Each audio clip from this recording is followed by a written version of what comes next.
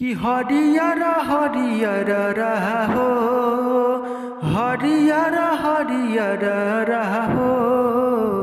अरे तू ही ता हो बारू हमरा आँखी के पुतरिया, जानू मोरा जियरा के जरिया हो। अरे तू ही ता हो बारू हमरा आँखी के पुतरिया, जानू मोरा जियरा के जरिया हो। यह सॉन्ग नीलकमल सिंह और शिल्पी राज जी का है। यह सॉन्ग को लिखने वाले राइटर आशुतोष तिवारी जी हैं और म्यूजिक डायरेक्टर विकास यादव जी हैं।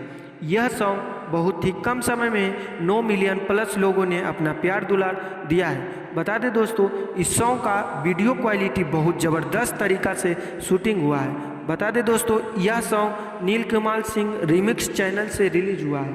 तो बता दें आप लोग एक बार इस सॉन्ग को ज़रूर सुनें और अपना प्यार दुलार जरूर दें। बता दें दोस्तों, इसी प्रकार से भोजपुरिया से रिलेटेड जानकारी पाने के लिए हमारे चैनल को सब्सक्राइब करें और नए नए वीडियो पाने के लिए हमारे चैनल से जुड़ें। धन्यवाद।